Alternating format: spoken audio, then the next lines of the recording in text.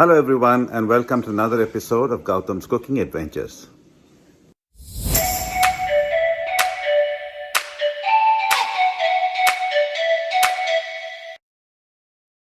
In this episode, we'll walk you through the steps to make Chettinad chicken curry. As always, you will find a copy of the ingredients list in the description below this video. Please like this channel, subscribe to it, and click on the bell icon to be notified all future episodes. Thank you. What we're going to need is some sesame oil, some tamarind concentrate, about 5 large red chilies, and a couple of Kashmiri red chilies as well. 1 large onion that's been sliced fine, 2 sprigs of curry leaves, 6 to 8 garlic, about 1/4 cup of shredded coconut. In our case, I'm not using shredded coconut, so it's a little more than 1/4 cup of sliced coconut, 2 flowers of black stone flower, a pinch of methi or methi seeds, 1 mace, a tablespoon of black pepper, the other dry spices, which is black cardamom, there's long, a clove, there's 1 inch of cinnamon, a couple of green cardamom, star anise, and then there's Saunf, and there's also Cumin. So there's both Jeera and there's Saunf. And last but not the least is the Coriander seeds, the dhania seeds. Of course, salt always available to taste. The making of the Chettinad chicken curry includes the following 3 steps. 1. Marinating the chicken. 2. Making the masala paste. And finally, cooking the chicken in the masala paste. I have about 2 pounds of chicken that's been cut into bite-sized pieces, washed and drained. And to this, I'm going to start the marination process, which includes using the juice from 1 lemon,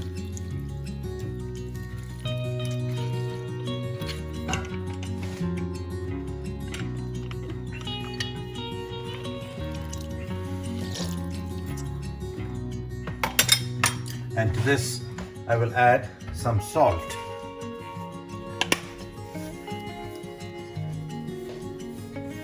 It's approximately half a spoon of salt. Mix this nicely and let it settle and keep aside for about half an hour. The more you marinate, the better it is, of course, but at a minimum you will need at least half an hour of marination. Finish this with about a teaspoon of turmeric powder and mix it nicely.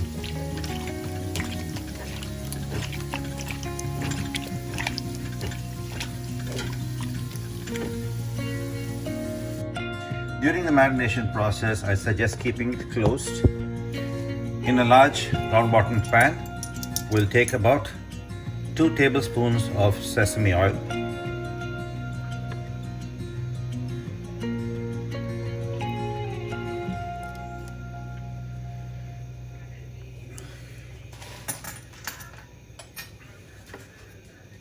And allow that to come to a nice hot temperature. Once the oil is nice and hot, set the flame to medium. Start by adding the dhania seeds to it. Let it fry for just a couple of seconds.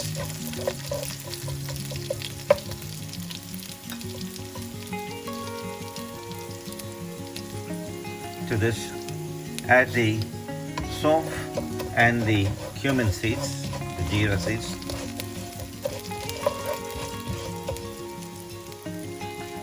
Add the peppers.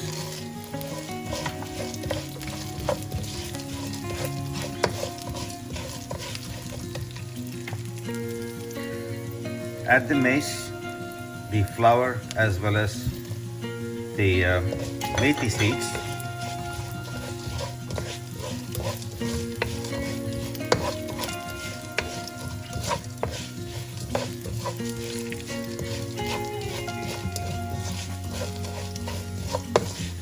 And let them fry for a couple of minutes on a low flame, on a medium flame, till all of the spices have nicely browned and have started to let out the aroma.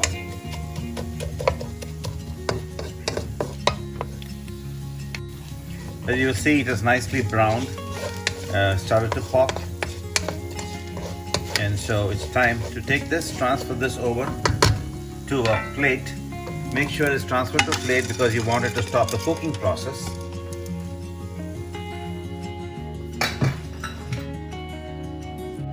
Now in the same pan, add some more oil, about 2 tablespoons. Allow that to heat up nicely.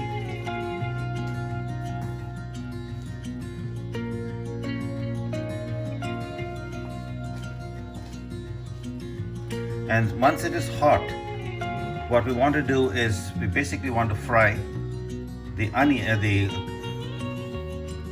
coconut in it. The oil is hot. First I'm going to add the dry spices that I kept aside. And let that cook for just a couple of minutes. Actually a few seconds, about 20 to 30 seconds, just so it lets its aroma out.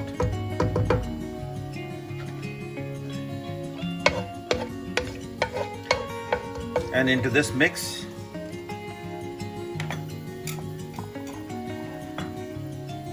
I'm going to add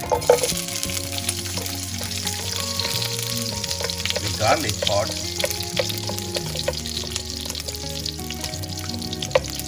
Let that brown just a little bit.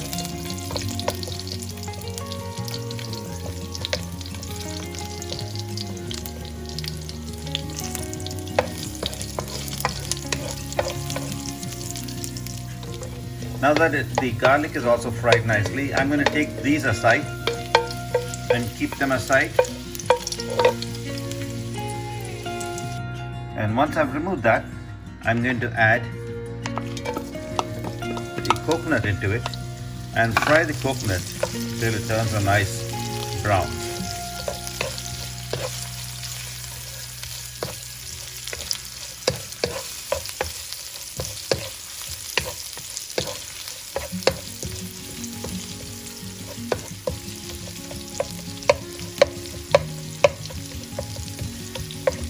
All of these items that I'm frying at this point of time will basically go into making the paste for the curry.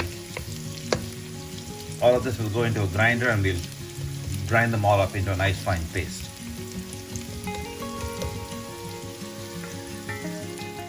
The coconut has browned nicely and I'm going to take this off now. So I've transferred all of the items now into the plate for cooling. And once the items are all cooled, I will start the grinding. The ingredients have all cooled and I'm going to transfer them all into a grinder container.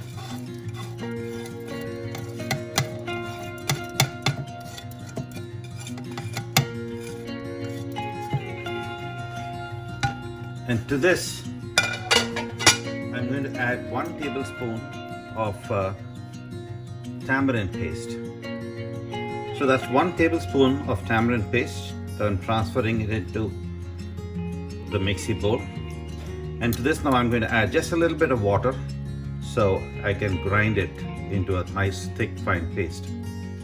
In the leftover oil after the frying of the coconut, I'm going to be adding the chilies finally and allow these to fry for a little bit. When the chilies are ready, they will actually bloom and they will turn color.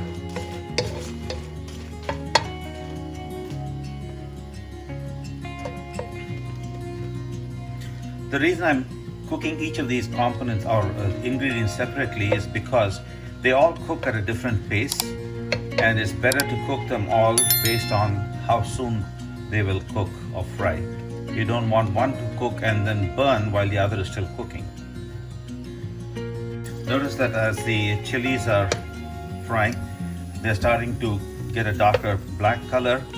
The chilies have also started to bloom out and fill out.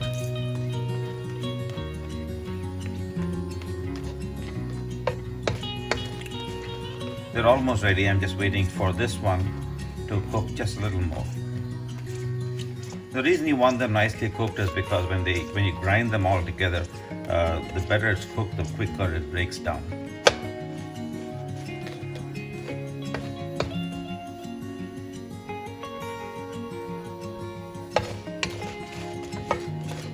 That's it. The chili is ready as well. I'm going to transfer it over to the bowl for grinding. Now I have removed the stem from every one of the chilies before I put them in, so be mindful. We finished grinding the paste, and you can see it's a nice thick fine paste. This is what we are going to use now to make the curry base. Now the actual cooking, here we go. So in the same pan, I've still got some of the remaining oil from before. I'm just going to add maybe another tablespoon of oil, just because I'm now going to start cooking the onion that requires some oil to cook with. I'm going to heat this now on a high flame till it becomes nice and hot, and then add the onions to it. The oil is hot, and to this I'm now going to add the onions to fry them.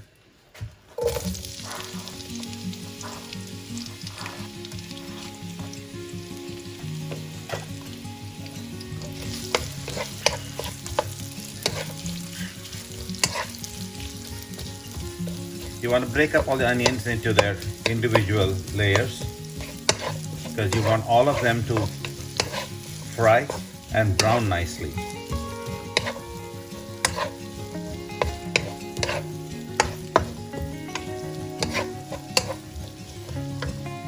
The onions are browned nicely, and to this now I'm going to add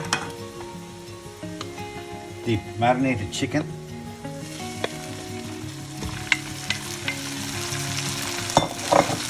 And give this a nice quick stir.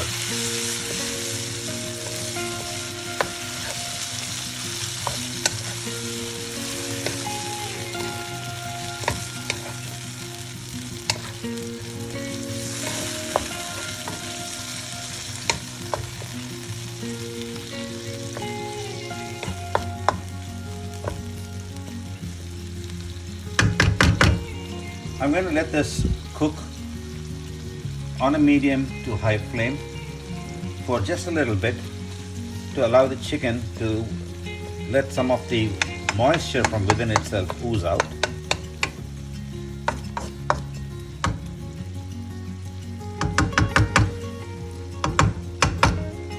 Now in order to do that, I'm also going to cover this dish just for a couple of minutes.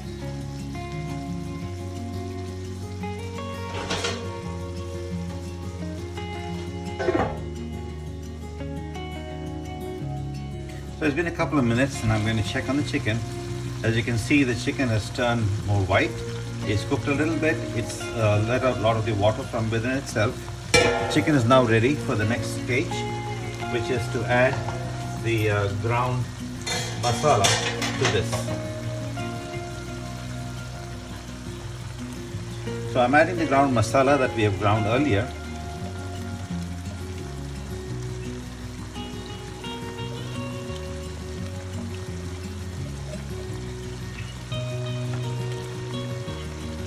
Just a little bit of water into the same container, give it a quick swish around, and so you get all the other masala as well. And there you go. Now coat the masala nicely on the chicken, mix it all together.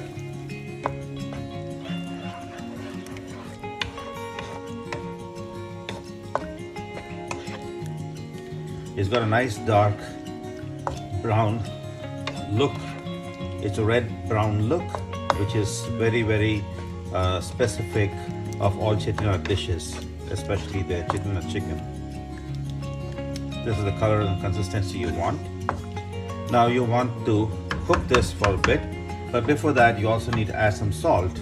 Remember, we've already added salt in the past in the chicken, so you want to make sure that you're tasting it to ensure you're not putting too much salt, just adding the desired amount to your taste. Again, in my case, I always add it in small quantities, easier to add later than to take away if it's excess.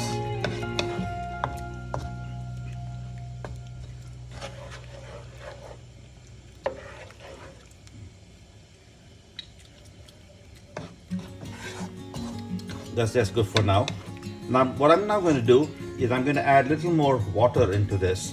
I want this to be a little more of a wet curry, not so much of a masala. And so I've added a little more water to this. Your choice how thick or thin you want it to be. But remember, as you cook, it's going to lose some water anyway. It'll thicken as such. And if you have too much water, you can always cook it for a little longer and reduce the water. Now that all of the chicken is covered nicely with the curry, I'm now going to go ahead and cover this and cook it on a medium flame for about 15 minutes. So we'll see you back at the end of that time. Now, I forgot to mention that before we actually covered this, I do want to add some of the curry leaves that I have kept aside. Just give it a quick twist so that it allows its flavor to come out quickly, and just add it into the mix. I'm going to keep just a little bit left over for the last bit of the cooking, just to give that additional flavor at that point of time. So I've mixed the curry leaf into this.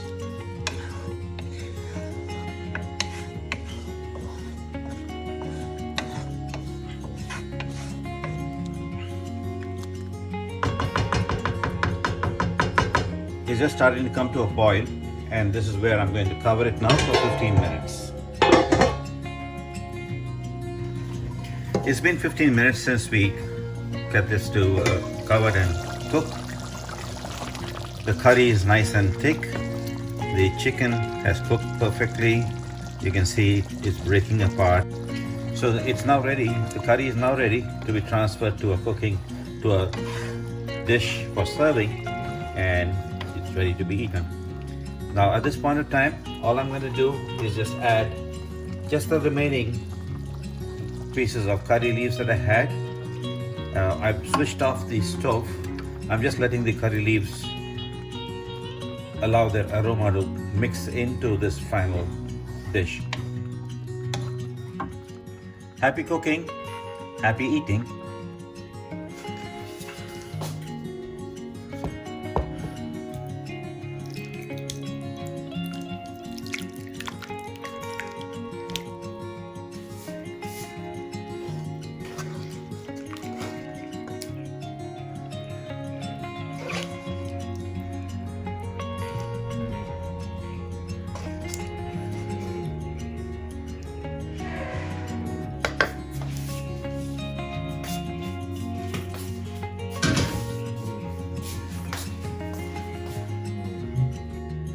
Now that we've poured it into the dish, we can just garnish it with some fresh coriander.